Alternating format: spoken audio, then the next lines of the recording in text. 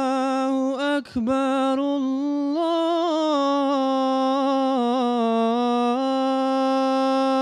الله أكبر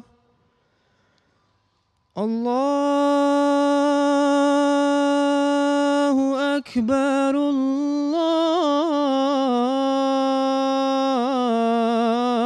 الله أكبر أشهد أن لا إله إلا الله أشهد أن لا إله إلا الله أشهد أن محمدًا رسول الله أشهد أن محمدًا رسول الله حي على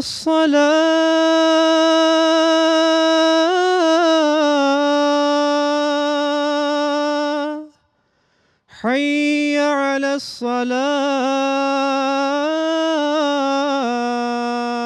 الصلاة حي على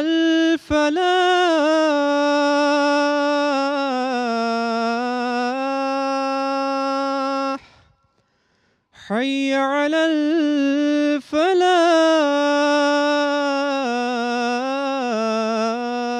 الفلاح الله أكبر الله أكبر لا إله إلا الله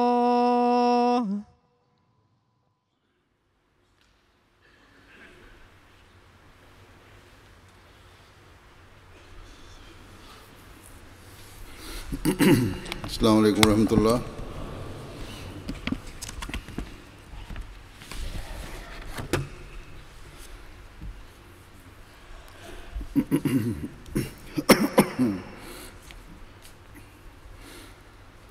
أشهد أن لا إله إلا الله وحده لا شريك له وأشهد أن محمدًا عبده ورسوله أما بعد فأعوذ بالله من الشيطان الرجيم بسم الله الرحمن الرحيم الحمد لله رب العالمين الرحمن الرحيم مالك يوم الدين إياك نعبد وإياك نستعين اهدنا الصراط المستقيم صراط الذين أنعمت عليهم غير المغضوب عليهم ولا الضالين أفلا ينظرون إلى الإبل كيف خلقت وإلى السماء كيف رفعت وإلى الجبال كيف نصبت وإلى الأرض كيف سطحت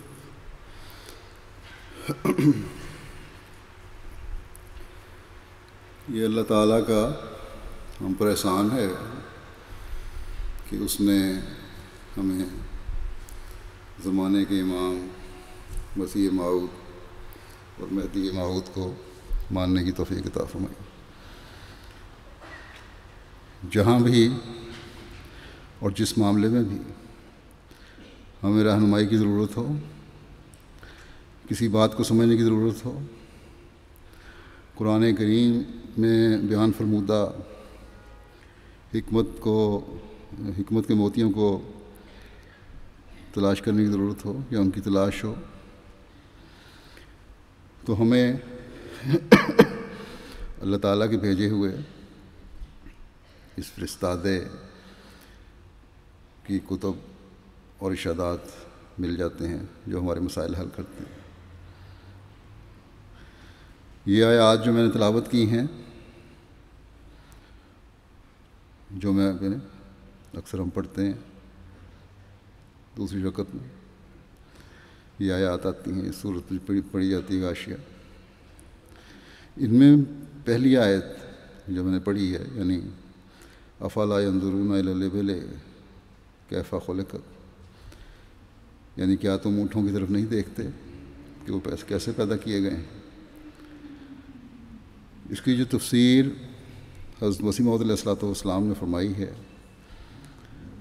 وہ اپنی گہرائی اور خوبصورتی اور علم و عرفان اور پھر عملی حالت پر منطبق کرنے کا ایک عجیب اور جدا نقشہ کھینچتی ہے۔ آپ علیہ السلام نے اس آیت سے نبوت و امامت کی اطاعت کے مسئلے کو حل فرمایا ہے، اور نبوت اور امامت کے ساتھ جڑنے والوں کے لیے جو بنیادی چیز ہے، یعنی اطاعت اور کامل اطاعت، اس کو آپ نے ابل یعنی اونٹ کے لفظ سے یا اونٹوں کے لفظ سے جوڑ کر وضاحت فرمائی۔ بظاہر یہ عجیب سی بات لگتی ہے کہ اونٹوں اور نبوت اور امامت کی اطاعت کا کیا جوڑ ہے، لیکن جس طرح کھول کر آپ نے تشریح فرمائی ہے، اس سے اس جوڑ کا حیرت انگیز ادراک ہمیں بھی حاصل ہوتا ہے۔ آپ کی تفسیر پہلے پیش کرتا ہوں۔ فرماتے ہیں کہ قرآن شریف میں جو یہ آیت آئی ہے کہ افلا ینظرون الی الابل کیف خلقت، یہ آیت نبوت اور امامت کے مسئلے کو حل کرنے کے واسطے بڑی معاون ہے۔ اونٹ کے عربی زبان میں 1000 کے قریب نام ہیں، اور پھر ان ناموں میں سے ابل کے لفظ کو جو لیا گیا ہے، اس میں کیا سر ہے؟ کیوں الی الجمل بھی تو ہو سکتا تھا، جمل بھی تو اونٹ کو کہتے ہیں۔ فرمایا کہ اصل بات یہ معلوم ہوتی ہے کہ جمل ایک اونٹ کو کہتے ہیں، اور ابل اس میں جمع ہے۔ یہاں اللہ تعالیٰ کو چونکہ تمدنی اور اجمالی حالت کا دکھانا مقصود تھا، اور جمل میں جو اونٹ پر بولا جاتا ہے یہ فائدہ حاصل نہ ہوتا تھا، اس لیے ابل کے لفظ کو پسند فرمایا۔ اونٹوں میں ایک دوسرے کی پیروی اور اطاعت کی قوت ہے۔ دیکھو، اونٹوں کی ایک لمبی قطار ہوتی ہے، اور وہ کس طرح پر اس اونٹ کے پیچھے ایک خاص انداز اور رفتار سے چلتے ہیں، اور وہ اونٹ جو سب سے پہلے بطور امام اور پیش رو کے ہوتا ہے، وہ ہوتا ہے جو بڑا تجربہ کار اور راستے سے واقف ہو۔ پھر سب اونٹ ایک دوسرے کے پیچھے برابر رفتار سے چلتے ہیں، اور ان میں سے کسی کے دل میں برابر چلنے کی ہوس پیدا نہیں ہوتی، کسی کے دل میں برابر چلنے کی ہوس پیدا نہیں ہوتی۔ جو دوسرے جانوروں میں ہے جیسے گھوڑے وغیرہ میں، گویا اونٹ کی سرشت میں اتباع امام کا مسئلہ ایک مانا ہوا مسئلہ ہے۔ اس لیے اللہ تعالیٰ نے افلا ینظرون الی الابل کہہ کر اس مجموعی حالت کی طرف اشارہ کیا ہے جب کہ اونٹ ایک قطار میں جا رہے ہوں۔ اسی طرح پر ضروری ہے کہ تمدنی اور اتحادی حالت کو قائم رکھنے کے واسطے ایک امام ہو۔ یہ پہلی بات ہمیں یاد رکھنی چاہیے۔ اس سے مطابقت کے لیے تمدنی اور اتحادی حالت کو قائم رکھنے کے لیے ایک امام ہو۔ پھر یہ بھی یاد رہے کہ یہ قطار سفر کے وقت ہوتی ہے، بس دنیا کے سفر کو قطع کرنے کے واسطے جب تک ایک امام نہ ہو انسان بھٹک بھٹک کر ہلاک ہو جاوے۔ دنیا کا بھی سفر ہے زندگی کا، اس میں ایک امام ہونا ضروری ہے جو صحیح رہنمائی کرتا رہے۔ پھر اونٹ زیادہ بارکش اور زیادہ چلنے والا ہے، اس سے صبر و برداشت کا سبق ملتا ہے۔ پھر اونٹ کا خاصہ ہے کہ وہ لمبے سفروں میں کئی دنوں کا پانی جمع رکھتا ہے، غافل نہیں ہوتا۔ بس مومن کو بھی ہر وقت اپنے سفر کے لیے تیار اور محتاط رہنا چاہیے، اور بہترین زاد راہ تقویٰ ہے۔ فرمایا کہ انظر کے لفظ سے معلوم ہوتا ہے کہ یہ دیکھنا بچوں کی طرح نہیں ہے، بلکہ اس سے اتباع کا سبق ملتا ہے کہ جس طرح پر اونٹ میں تمدنی اور اتحادی حالت کو دکھایا گیا ہے اور ان میں اتباع امام کی قوت ہے، اسی طرح پر انسان کے لیے ضروری ہے کہ وہ اتباع امام کو اپنا شعار بناوے، کیونکہ اونٹ جو اس کے خادم ہیں ان میں بھی یہ مادہ موجود ہے۔ کیفہ خلقت میں ان فوائد جامع کی طرف اشارہ ہے جو ابل کی مجموعی حالت سے پہنچتے ہیں۔ بس اس زمانے میں جب ہمیں اللہ تعالیٰ نے اپنے وعدوں اور حضرت صلی اللہ علیہ وسلم کی پیشگوئیوں کے مطابق مسیح موعود کو بھیجا اور ہمیں پھر انہیں ماننے کی توفیق بھی عطا فرمائی، اور پھر آپ کے بعد خلافت کی جاری نظام سے بھی نوازا، ہمیں اس انعام کی قدر کرنی چاہیے اور اس روح کو سمجھنا چاہیے جو خلافت کے نظام میں ہے۔ حضرت مسیح علیہ الصلوۃ والسلام نے فرمایا کہ میرے نام پر، میں جو مفہوم بیان کر رہا ہوں، کہ میرے نام پر افراد جماعت سے بیعت لینے والے افراد آتے رہیں گے، یعنی خلافت آپ کی نیابت میں آپ کے نام پر بیعت لے گی۔ جب آپ کے نام پر بیعت لی جا رہی ہے تو پھر خلافت کی بیعت اور اطاعت کی کڑی بھی حضرت مسیح علیہ الصلوۃ والسلام سے ملتی جا کے۔ بس یہ جو اقتباس میں نے پڑھا ہے اس میں نبوت اور امامت کا جو تعلق آپ نے ابل کی خصوصیات کے ساتھ جوڑا ہے، اس کا واضح مطلب یہ ہے کہ آپ کے بعد خلافت کے جاری نظام سے جڑے رہنے میں حضرت مسیح موعود علیہ الصلوۃ والسلام کی بیعت میں آنے والوں کی روحانی بقا اور ترقی ہے اور جو ضمانت ہے۔ اس میں جو جماعت کی ترقی اسی صورت میں ہے جب ہم خلافت کے نظام سے جڑے رہیں گے۔ اسی میں شیطانی حملوں سے بچنے کے سامان بھی ہیں۔ حضرت صلی اللہ علیہ وسلم نے فرمایا کہ امام تمہاری ڈھال ہے، بس اس ڈھال کے پیچھے رہو گے تو بچت کے سامان ہے۔ اور ڈھال کے پیچھے رہنا یہی ہے کہ کامل اطاعت کرو،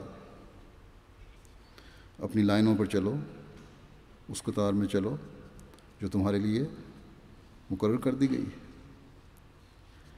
اس سے ذرا باہر نکلے تو بھٹکنے کا خطرہ ہے، گمنے کا خطرہ ہے۔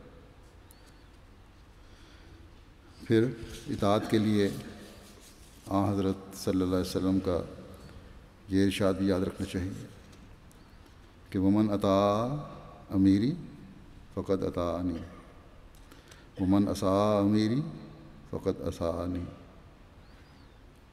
اور جس نے میرے امیر کی اطاعت کی اس نے میری اطاعت کی، اور جس نے میرے امیر کی نافرمانی کی اس نے میری نافرمانی کی۔ حضرت صلی اللہ علیہ وسلم کے اطاعت امیر کے بارے میں اور بھی بہت سے ارشادات ہیں۔ اسی طرح قرآن کریم میں بھی متعدد جگہ اطاعت اور فرمانبرداری کے حکم دیے گئے ہیں، اس لیے کہ یہی ایک راز ہے جو جماعتی ترقی کے لیے جاننا ضروری ہے، ہر اس شخص کے لیے جاننا ضروری ہے جو جماعت سے منسلک ہے۔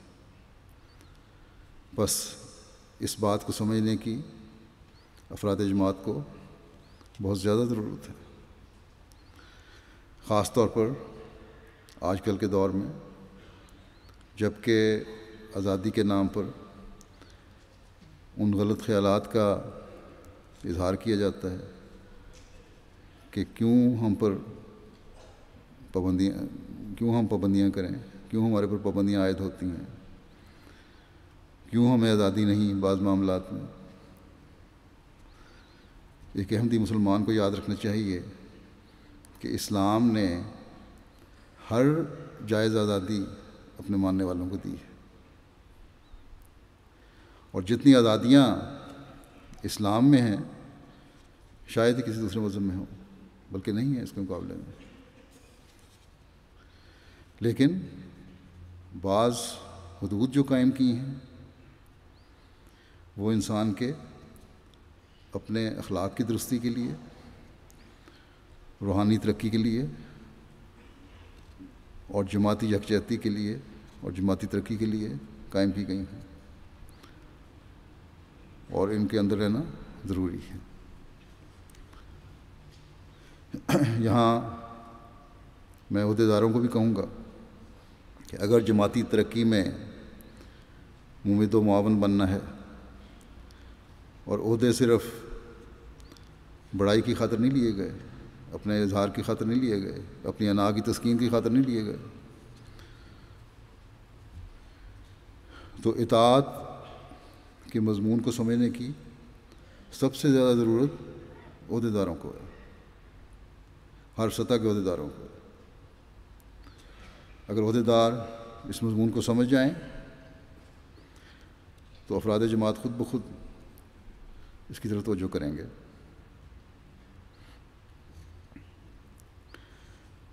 اور ہر سطح پر اطاعت کے نمونے ہمیں نظر آئیں گے۔ اونٹوں کی قطار کی پیروی کرتے ہوئے سب نظر آئیں گے، ہمیں ایک رخ پہ چلتے ہوئے نظر آئیں گے، امام کی قدم سے قدم ملاتے ہوئے چلتے ہوئے نظر آئیں گے۔ بس امیر بھی، صدر بھی اور دوسرے عہدیدار بھی پہلے اپنے جائزے لیں کہ کیا ان کی اطاعت کے معیار ایسے ہیں کہ ہر حکم جو خلیفہ وقت کی طرف سے آتا ہے اس کی بلا چنو چرا تعمیل کرتے ہیں، یا اس میں تعویلیں نکالنے کی کوشش کرتے ہیں یا اس میں لگ جاتے ہیں۔ اگر تعویلیں نکالتے ہیں تو یہ اطاعت نہیں۔ روایات میں ایک واقعہ حضرت صلی اللہ علیہ وسلم کے زمانے کا آتا ہے، جب گلی میں چلتے ہوئے آپ کے ایک صحابی عبداللہ بن مسعود نے بیٹھ جاؤ کی آواز سنی اور بیٹھ گئے۔ آواز سن کر یہ نہیں کہا کہ یہ حکم تو اندر مسجد والوں کے لیے، بلکہ آواز سنی اور بیٹھ گئے، اور بیٹھے بیٹھے مشکل سے قدم قدم مسجد کی طرف بڑھنا شروع کیا۔ کسی پوچھنے والے نے پوچھا، یہ کہا کہ یہ آپ کو کیا ہوا جو اس طرح گھسٹ رہے ہیں؟ آپ نے یہی جواب دیا کہ اندر سے مجھے حضرت صلی اللہ علیہ وسلم کی یہ آواز آئی تھی کہ بیٹھ جاؤ، میں بیٹھ گیا۔ پوچھنے والے نے کہا یہ حکم تو اندر والوں کے لیے تھا۔ آپ نے جواب دیا مجھے اسے غرض نہیں کہ یہ اندر والوں کے لیے ہے یا باہر والوں کے لیے، یہ سب کے لیے۔ میرے کان میں اللہ کے رسول کی آواز پڑی اور میں نے اطاعت کی، بس یہی میرا مقصد ہے۔ بس یہ معیار ہیں اطاعت کے جو ہمیں حاصل کرنے کی ضرورت ہے۔ بعض عہدیدار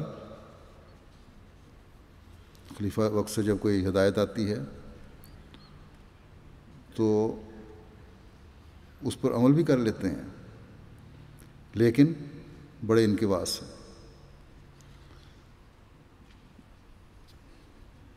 نہ چاہتے ہوئے یہ عمل کرتے ہیں، اور نہ چاہتے ہوئے عمل کرنا کوئی اطاعت نہیں ہے۔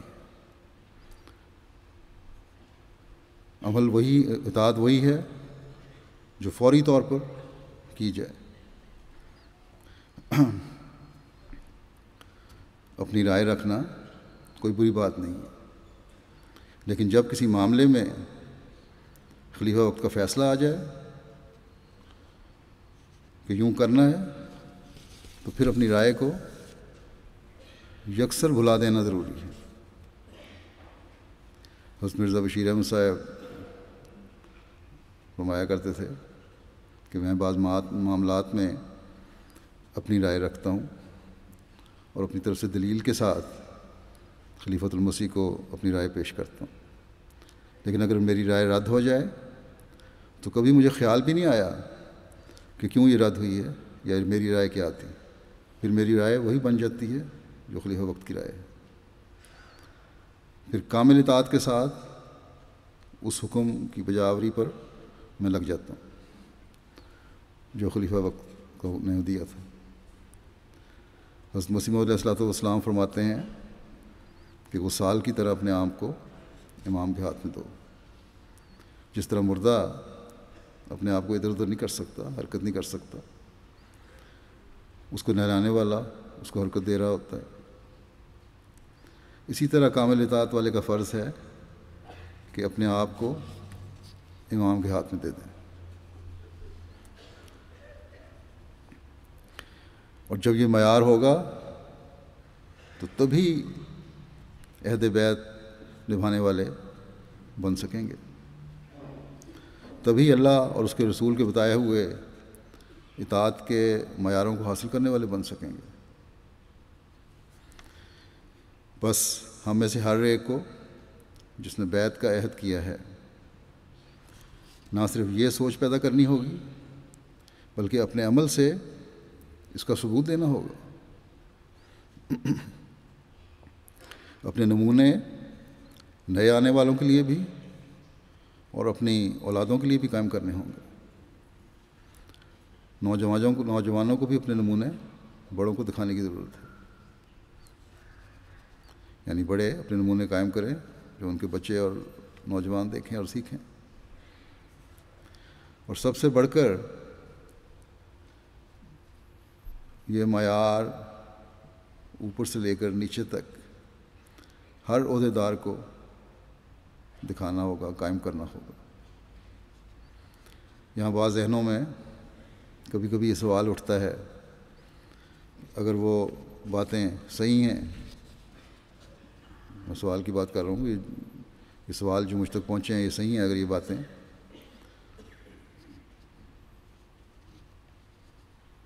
کہ یہ سوال اٹھانے والے کہ کامل اطاعت شاید نقصان دہ ہے، اور یہ سوچ ایسے لوگوں کی شاید اس لیے ہے جو کامل اطاعت کو نقصان دہ سمجھتے ہیں کہ یہاں جرمنی میں ہٹلر نے اپنے ہر حکم کو منوایا اور ڈکٹیٹر بن کے رہا، اس لیے دوسرے جنگ عظیم میں یہ تصور ہے، یہ تاثر ہے کہ اس وجہ سے ہماری جرمنی کی شکست بھی ہوئی، ان کو نقصان اٹھانا پڑا، سبکی اٹھانی پڑی۔ میں یہاں ہر احمدی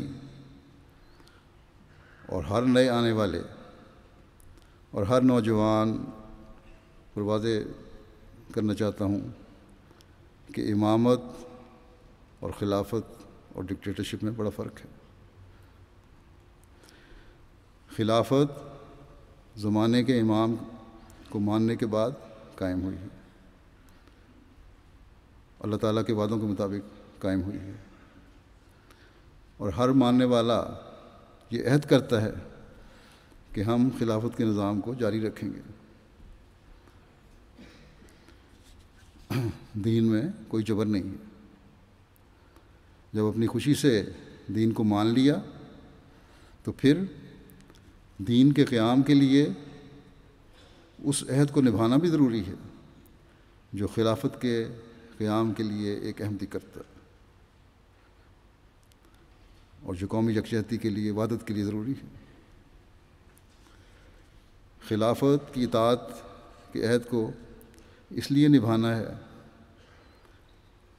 کہ ایک امام کی سرکردگی میں خدا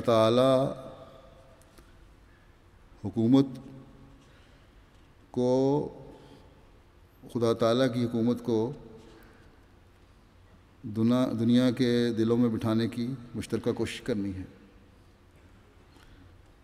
دوسرے مسلمان جو ہیں، جو بغیر امام کے ہیں، اور جماعت احمدیہ جو ہے کی کوششیں جو ہیں، جو خلافت سے وابستہ ہو کر ہو رہی ہیں، یہ سب کوششیں جو خلافت سے وابستہ ہو کر ہو رہی ہیں، ان کی کامیابی کے نتائج بتا رہے ہیں کہ اسلام کی حقیقی تعلیم کے ساتھ،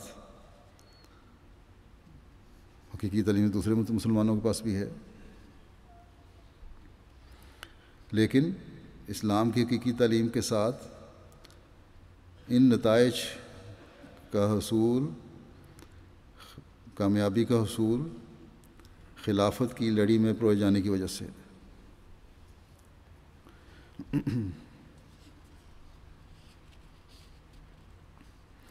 پھر خلافت کا مقصد حقوق العباد کی ادائیگی کی طرف بھرپور توجہ دینا ہے، ان حقوق کو منوانا اور قائم کرنا، اور مشترکہ کوشش سے ان کی ادائیگی کی کوشش کرنا ہے۔ دین کو دنیا پر مقدم رکھنے کے لیے افراد جماعت میں یہ روح پیدا کرنا ہے، ان کو توجہ دلانا ہے کہ دین بہرحال دنیا سے مقدم رہنا چاہیے، اور اسی میں تمہاری بقا ہے، اسی میں تمہاری نسلوں کی بقا ہے۔ یہ ایک روح پھونکنا بھی خلافت کا کام ہے۔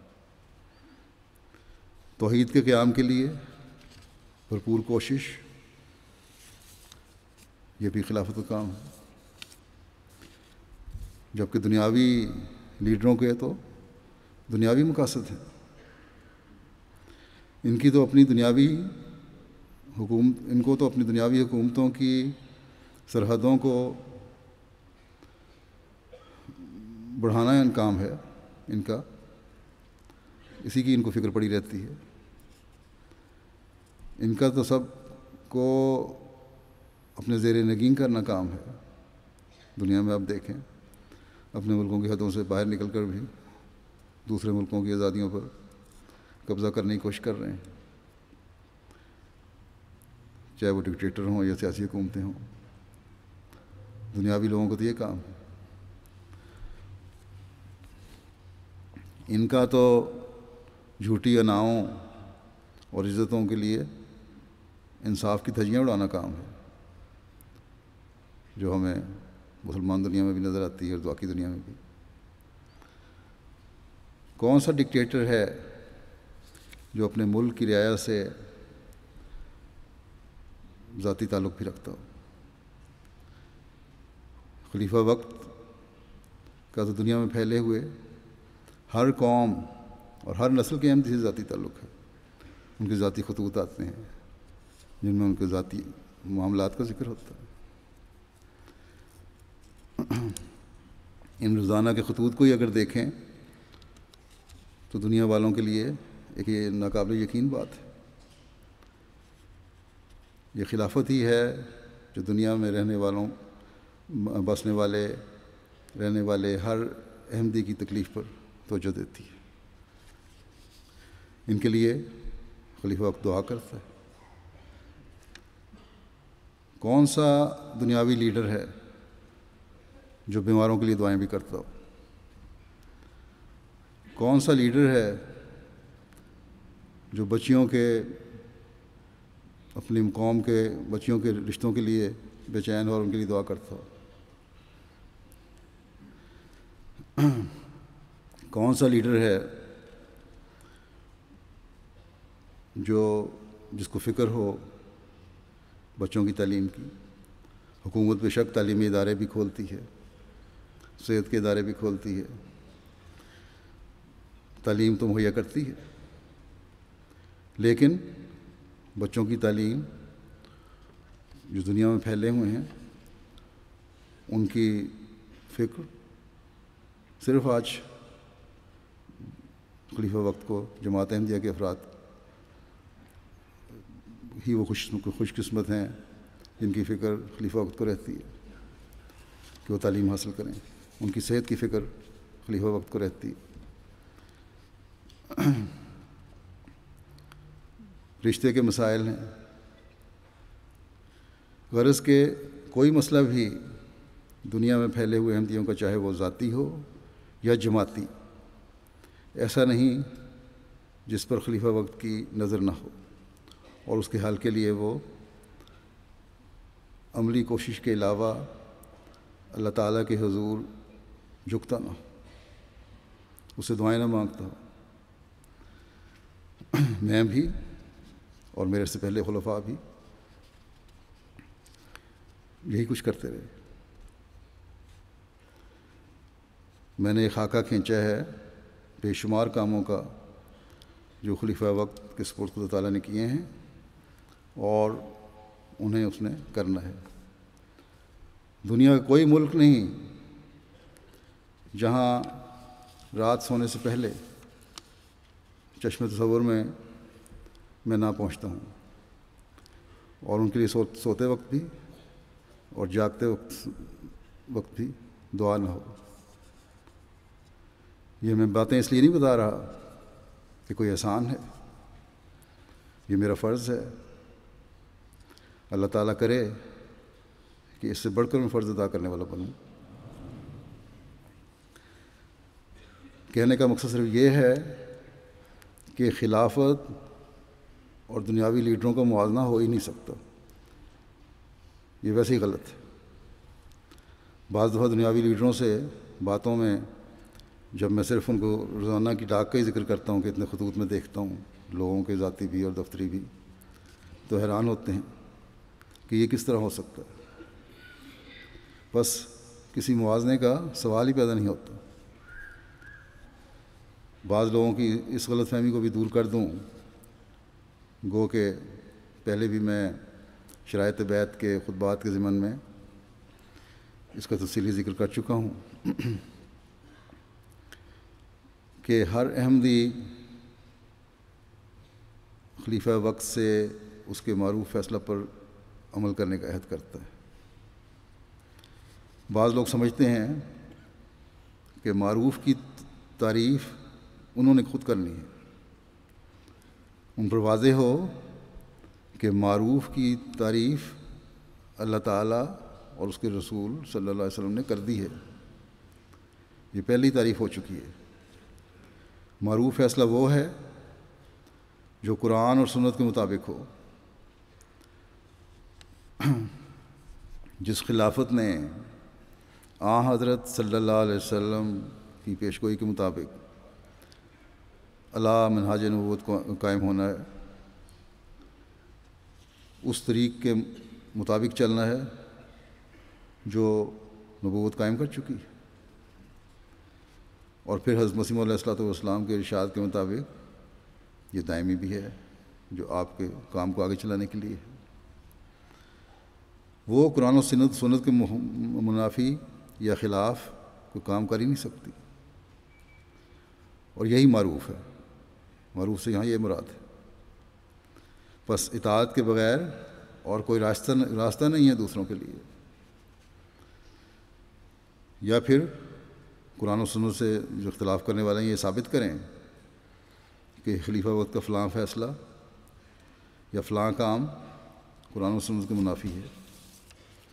یہاں یہ بھی بتا دوں کہ حضرت صلی اللہ علیہ وسلم نے یہ بھی فرمایا ہے کہ خلفائے راشدین کے فیصلے اور عمل اور سنت بھی تمہارے لیے قابل اطاعت ہیں،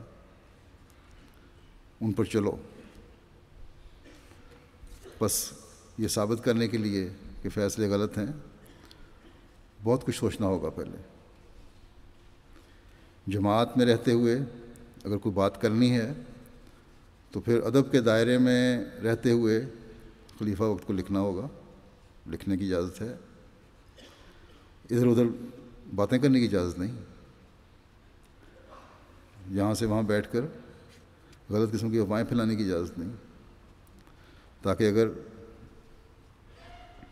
سمجھنے والے کی سمجھ میں غلطی ہے تو خلیفہ وقت اس کو دور کر سکے، اور اگر سمجھے کہ جماعت کے سامنے بھی رکھنے کی ضرورت ہے اس غلطی کو تو تمام جماعت کو بتائے۔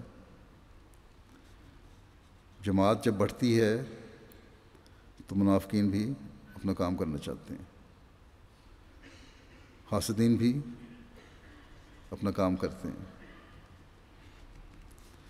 خلافت سے سچی وفا یہ ہے کہ ان کے منصوبوں کو ہر سطح پر ناکام بنائیں، اور خلافت سے جو بدظنیاں بعض پیدا کرنے کی کوشش کرتے ہیں ان کو اپنے قریب بھی نہ پھٹکنے دیں۔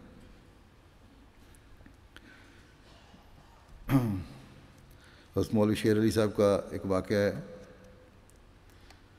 جب قرآن کریم کا ترجمہ انگلش میں کرنے کے لیے وہ لندن آ رہے تھے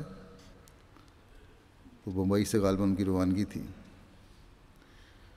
وہاں پہنچے تو جمعہ کا دن آ گیا۔ جماعت نے درخواست کی کہ آج جمعہ ہے، آپ جمعہ پڑھائیں۔ قادیان سے آئے ہیں، بزرگ ہیں، صحابی ہیں، ہم بھی کو فیض پالیں آپ سے۔ نہ جماعت والے آپ کو جانتے تھے، کوئی پہلے کبھی دیکھا تھا، نہ آپ جانتے تھے کسی کو۔ آپ نے خطبہ دیا کہ دیکھو تم مجھے جانتے نہیں ہو، بعضوں نے مجھے دیکھا بھی نہیں ہوا، تم نے مجھے جمعے کے لیے کھڑا کر دیا، آج اپنا امام بنا دیا۔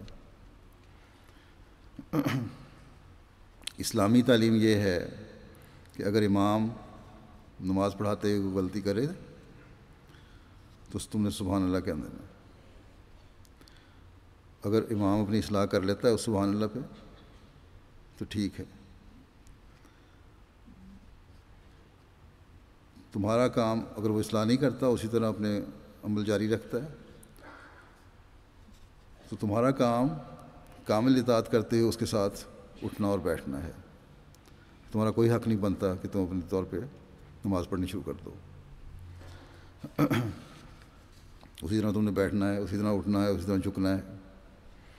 بس آگے انہوں نے فرمایا کہ جب عارضی امامت میں اطاعت کا یہ معیار ہے، اس کی اتنی پابندی ہے، تو خلیفہ وقت کی بیعت میں آ کر جو تم عہد کرتے ہو اور خود خوشی سے عہد کر کے شامل ہوتے ہو، اس میں کس قدر اطاعت ضروری ہے، جبکہ تم نے خود سوچ سمجھ کر یہ بیعت کی ہے۔ بس یاد رکھیں عہد بیعت پورا کرنے کے لیے اطاعت انتہائی اہم ہے۔ حضرت مسیح علیہ الصلوۃ والسلام فرماتے ہیں کہ اطاعت ایک ایسی چیز ہے کہ اگر سچے دل سے اختیار کی جائے تو دل میں ایک نور اور روح میں ایک لذت اور روشنی آتی ہے۔ مجاہدات کی اس قدر ضرورت نہیں، مجاہدات کی اس قدر ضرورت نہیں ہے جس قدر اطاعت کی ضرورت ہے، مگر ہاں یہ شرط ہے کہ سچی اطاعت ہو، اور یہی ایک مشکل امر ہے۔ اطاعت میں اپنے ہوائے نفس کو ذبح کر دینا ضروری ہوتا ہے، بدوں اس کے اطاعت ہو ہی نہیں سکتی، اور ہوائے نفس ہی ایک ایسی چیز ہے جو بڑے بڑے مواحدوں کے قلب میں بھی بت بن سکتی ہے۔ بڑے بڑے توحید کا دعویٰ کرنے والے جو ہیں وہ بھی اطاعت سے بعض دفعہ باہر نکل جاتے ہیں، بت بنا بیٹھتے ہیں۔ فرمایا کوئی قوم نہیں کہلا سکتی، اور ان میں ملت اور یگانگت کی روح نہیں پھونکی جاتی جب تک کہ وہ فرما برداری کے اصول کو اختیار نہ کریں۔ فرماتے ہیں کہ اختلاف رائے کو چھوڑ دیں، اختلاف رائے کو چھوڑ دیں اور ایک کی اطاعت کریں جس کی اطاعت کا اللہ نے حکم دیا ہے، پھر جس کام کو چاہتے ہیں وہ ہو جاتا ہے۔ اللہ تعالیٰ کا ہاتھ جماعت پر ہوتا ہے، اس میں یہی تو سر ہے۔ اللہ تعالیٰ توحید کو پسند فرماتا ہے، اور یہ وحدت قائم نہیں کی جا سکتی جب تک اطاعت نہ کی جاوے۔ تاریخ اسلام میں ہم دیکھتے ہیں کہ صحابہ نے کامل اطاعت کی وجہ سے اپنے گردنیں کٹوانے سے بھی دریغ نہیں کیا، اور چند سالوں میں دنیا میں اسلام کو پھیلا دیا۔ یہ اطاعت کی وجہ تھی۔ اس کا یہ مطلب نہیں ہے کہ جنگوں سے اسلام پھیلا ہے، بلکہ مطلب یہ ہے کہ تبلیغ بھی انہوں نے کی۔ اگر کہیں جنگوں کا سامنا ہوا تو دشمن کی کثرت اور تعداد اور حملے انہیں اپنے کام سے روک نہیں سکے۔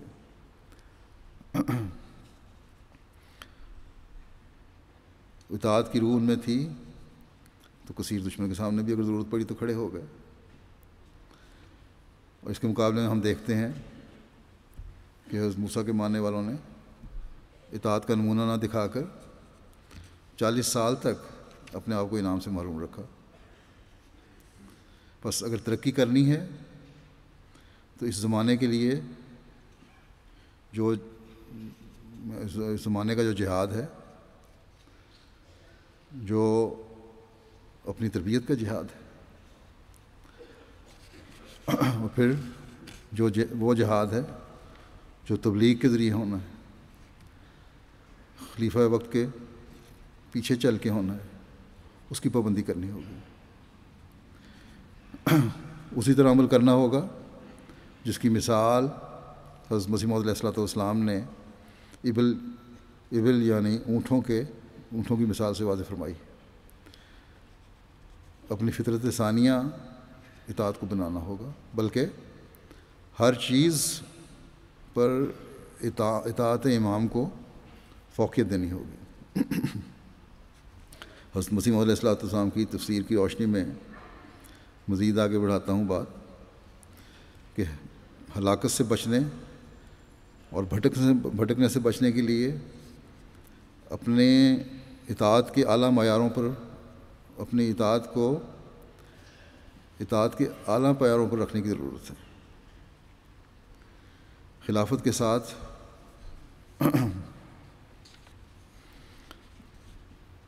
جڑ کر ہی صبر کے ساتھ مشکلات میں سے گزرا جا سکتا ہے۔ یہ بھی اپنے فرمایا جو مشکلات میں سے گزر سکتے ہیں، تو صبر کے ساتھ مشکلات میں سے خلافت کے ساتھ جڑ کر ہی گزرا جا سکتا ہے۔ مخالفین احمدیت جتنا بھی ہمیں دبائیں گے، ہمیں اپنے زوم میں جتنا بھی دبانے کی کوشش کریں گے، مشکلات میں ڈالیں گے، اپنے زوم میں ہمارے ختم کرنے کی آخری کوششیں کریں گے، اللہ تعالیٰ ہمیں اس کے باوجود ہماری منزلوں کی طرف انشاءاللہ تعالیٰ لے جاتا چلا جائے گا، لیکن شرط یہی ہے کہ اطاعت اور کامل اطاعت۔ آج ہم دیکھتے ہیں دوسرے مسلمان بھی بے شک قرآن و سنت کو ماننے اور عمل کا دعویٰ کرتے ہیں، جیسا میں پہلے ہی بیان کیا، لیکن ہمیں ان میں صبر اور برداشت نظر نہیں آتی، سوائے اسلام کو بدنام کرنے کے اور کیا کام یہ لوگ کر رہے ہیں۔ بس یہ آج صرف حضرت مسیح موعود علیہ السلام کی جماعت کا ہی طرح امتیاز ہے کہ صبر اور برداشت کے ایسے نمونے قائم کر رہے ہیں جو قابل رشک ہیں، تکلیفوں کو برداشت کرنے کے ایسے نمونے دکھا رہے ہیں جو کہ دور اول کے مسلمانوں میں نظر آتے ہیں، اور وآخرین منہم لما یہلکوا بہم کا مضمون واضح ہو جاتا ہے اس زمانے کے لیے بھی۔ پھر آپ علیہ السلام نے فرمایا کہ اونٹ سفر کے لیے پانی جمع رکھتا ہے، اس بات سے غافل نہیں ہوتا کہ میں نے ضرورت کے وقت پانی کی کمی کو کس طرح پورا کرنا ہے۔ پانی جمع رکھتا ہے تاکہ ضرورت کے وقت وہ پانی کام آئے۔ آپ نے فرمایا کہ مومن کو بھی ہر وقت سفر کے لیے تیار اور محتاط رہنا چاہیے، اور یہ تیاری اور احتیاط کس طرح ہوگی؟ یہ ذات راہ کے ساتھ، ذات راہ رکھنے سے ہوگی۔ اور مومن بھی اس دنیا میں جیسا کہ میں نے پہلے کہا مسافر کی طرح ہے، اور بہترین ذات راہ مومن کے لیے تقویٰ ہے۔ بس اپنے اعمال اور اپنی عبادتوں کے وہ رنگ ہمیں دینے کی ضرورت ہے، اعمال کو اور اپنی عبادتوں کو وہ رنگ ہمیں دینے کی ضرورت ہے جو ہمارے لیے بہترین ذات راہ ثابت ہوں۔ اس زمانے کے امام کو مان کر روحانی پانی ہمیں میسر آ گیا، اس کو سنبھالنا اور اس سے فائدہ اٹھانا اب ہمارا کام ہے۔ بس اس حقیقت کو بھی ہر احمدی کو سمجھنے کی ضرورت ہے۔ کیا ہی خوش قسمت ہیں وہ جو کامل اطاعت کے ساتھ امام وقت کی باتوں کو سنتے ہیں اور ان پر عمل کرتے ہیں، اور یہی باتیں ہیں جو پھر خلافت کے انعام سے بھی فیض پانے والا بناتی ہیں۔ اللہ تعالیٰ نے قرآن کریم میں خلافت کے فیض سے فیض پانے والے وہی بتائے ہیں جو عمل صالح کرنے والے ہیں، عبادت کرنے والے ہیں، توحید کو قائم رکھنے والے ہیں، اور یہی وہ لوگ ہیں جو تقویٰ پر چلنے والے کہلاتے ہیں۔ بس ان باتوں کو سامنے رکھتے ہوئے ہم کس طرح کہہ سکتے ہیں کہ خلافت میں کبھی دنیاوی مقاصد ہو سکتے ہیں، یا خلافت کا مقصد بھی دنیاوی مقاصد کی طرح ہے یا دنیا داروں کی طرح ہے؟ دنیاوی مقاصد حاصل کرنے والوں کا روحانیت سے کوئی واسطہ نہیں ہوتا، وہ تو تمام دنیاوی ساز و سامان کے ساتھ بھی بسا اوقات کامیاب نہیں ہوتے۔ ان کے دنیاوی مقاصد پورے نہیں ہوتے۔ کامیابی تو وہی ہے نا جو آخری فتح مل جائے، وہ ان کو حاصل نہیں ہوتی۔ لیکن خدا تعالیٰ کی رضا حاصل کرنے والوں اور تقویٰ پر چلنے والوں کا مقصد دنیاوی ہار جیت نہیں ہے، بلکہ کامل اطاعت کے ساتھ اللہ تعالیٰ کا قرب حاصل کرنا اور تقویٰ میں بڑھنا ہوتا ہے۔ ہمارا مقصد خدا تعالیٰ کی حکومت دنیا میں قائم کرنا ہے، کوئی ذاتی نفع رسانی نہیں ہے، توحید کا جھنڈا لہرانا ہے۔ ہم نے دنیا کے دل جیت کر دنیا کو حضرت صلی اللہ علیہ وسلم کے جھنڈے تلے لانا ہے۔ اسی مقصد کے لیے ہمارے تبلیغی پروگرام ہے اور دوسرے پروگرام۔ اس کے حصول کے لیے ہماری دعاؤں کی طرف توجہ ہے اور ہونی چاہیے۔ بس خلافت تو ان مقاصد کو حاصل کرنے کے لیے کام کر رہی ہے، لیکن جیسا کہ میں نے کہا اس کے لیے اس روح کو سمجھنے کی ضرورت ہے کہ خلافت ہے کیا، اور یہ بات اسی وقت سمجھ آئے گی جب کامل اطاعت پر یقین پیدا ہوگا۔ کوئی جتنا بھی اپنے آپ کو عالم، مدبر یا مقرر سمجھتا ہے، اگر اطاعت نہیں ہے تو نہ ہی جماعت احمدیہ میں اس کی کوئی جگہ ہے، نہ ہی اس کا یہ علم اور عقل دنیا کو کوئی روحانی فائدہ پہنچا سکتی ہے۔ حضرت مسیح موعود علیہ السلام کے اس فکرے کو ہمیں ہمیشہ یاد رکھنا چاہیے کہ انسان کے لیے ضروری ہے کہ وہ اتباع امام کو اپنا شعار بناوے۔ پس جب مکمل طور پر خلیفہ وقت کی پیروی اور اطاعت اختیار کر لیں گے، خلیفہ وقت کی طرف سے ملنے والی ہدایات اور حکموں پر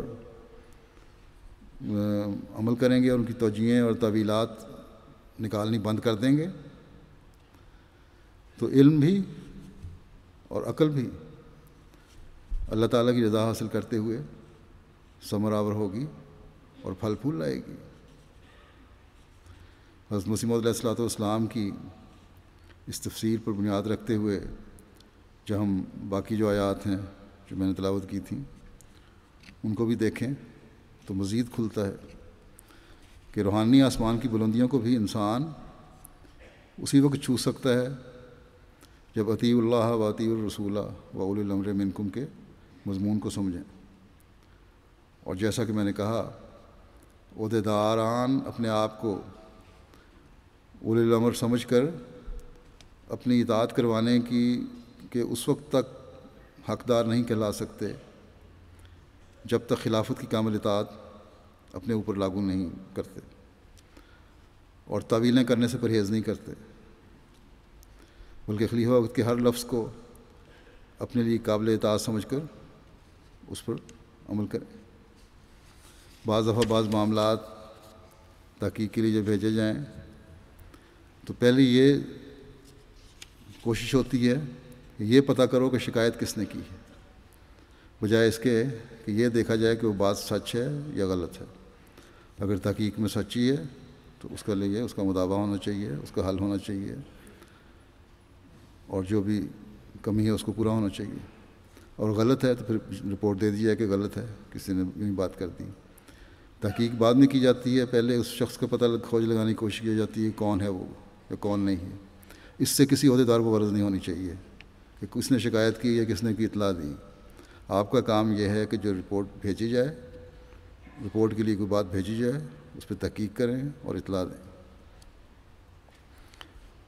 جہاں خلیفہ وقت کسی حکم کی واضح طور پر سمجھنا ہے، جیسے کہ پہلے میں نے کہا ہے، وہاں یہ کہنے کے بجائے کہ اس کا یہ مطلب ہے اور وہ مطلب ہے، مجھ سے لکھ کر پوچھیں کہ اس بات کی مزید وضاحت چاہیے، ہمیں واضح نہیں ہوئی، اس بات کا کیا مطلب ہے۔ اسی طرح ہر فرد جماعت کے لیے بھی ضروری ہے کہ وہ کامل اطاعت کرے۔ جب ہر ایک کامل اطاعت کرے گا تو روحانی بلندیوں کی طرف ہمارے انشاءاللہ قدم بڑھیں گے۔ یہی ان آیات کا مطلب ہے، اس آیت کا۔ بس اللہ تعالیٰ فرماتا ہے جب روحانی بلندیوں پر جاؤ گے تو ایمان بھی اس طرح مضبوط ہوں گے جس طرح پہاڑ مضبوطی سے زمین میں گڑے ہوئے ہیں، اور اس روحانی عروج اور مضبوطی ایمان کا نتیجہ یہ ہوگا کہ تم زمین پر اسلام کو پیغام لے کر پھیل جاؤ گے۔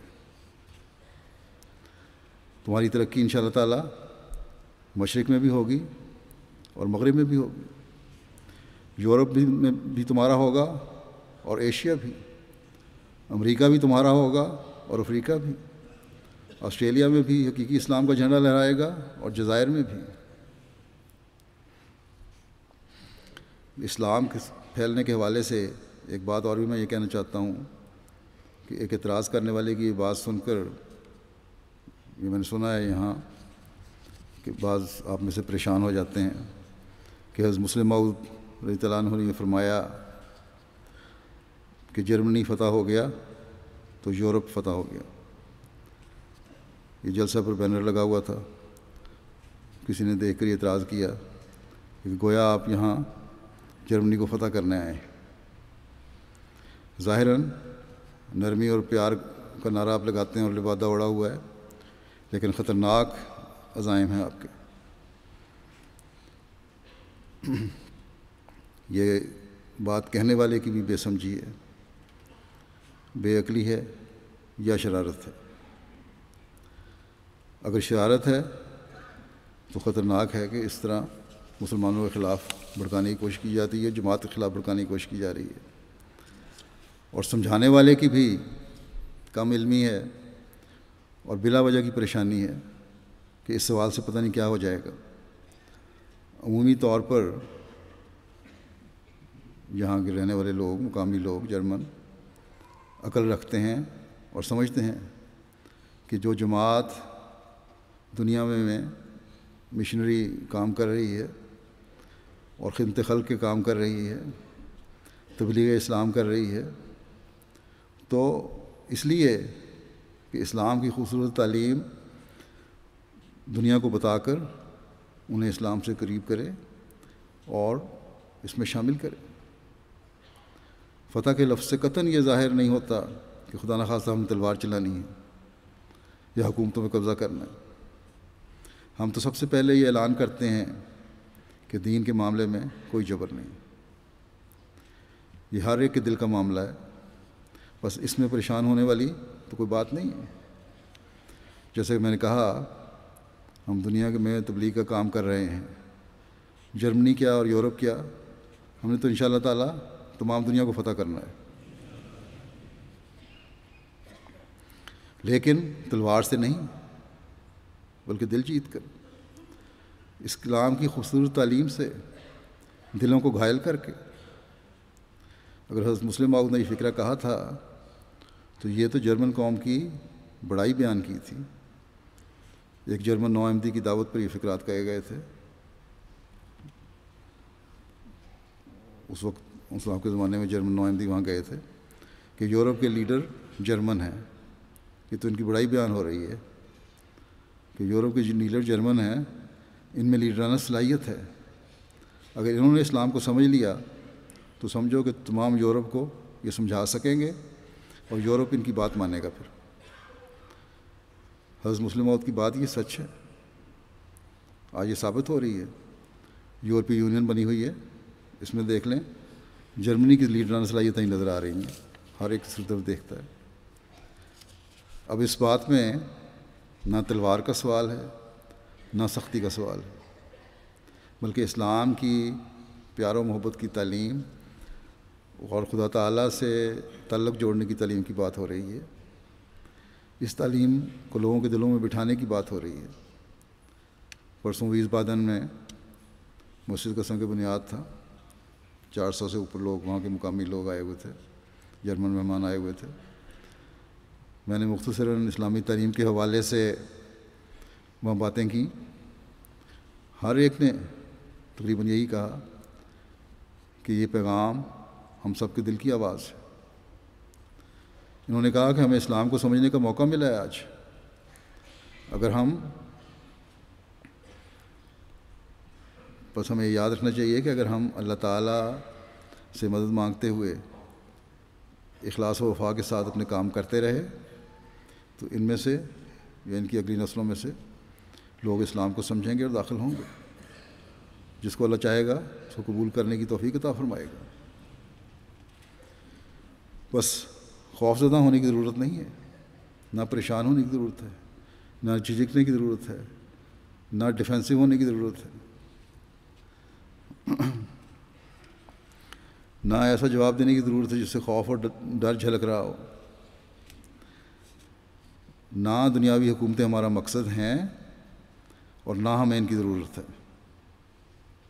اللہ تعالیٰ کی محبت دلوں میں بٹھانا اور اس کے آگے جھکانا ہمارا کام ہے، اور یہ کام انشاءاللہ ہم کرتے رہیں گے۔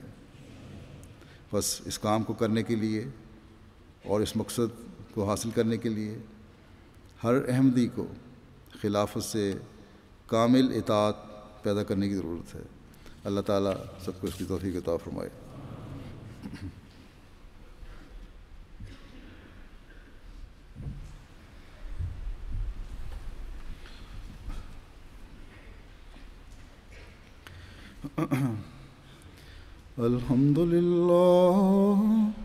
الحمد لله نحمده ونستعينه ونستغفره ونؤمن به ونتوكل عليه ونعوذ بالله من شرور أنفسنا ومن سيئات أعمالنا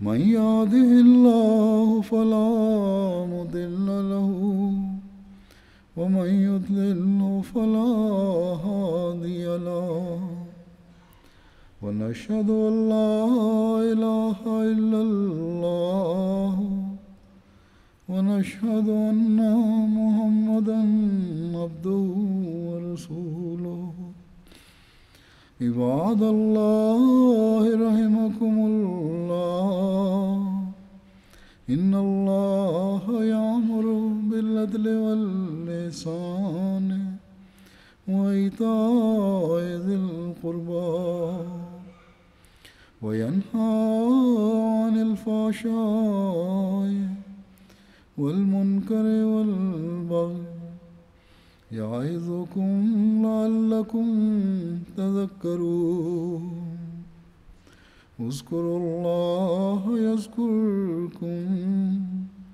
وادعوه يستجب لكم ولذكر الله أكبر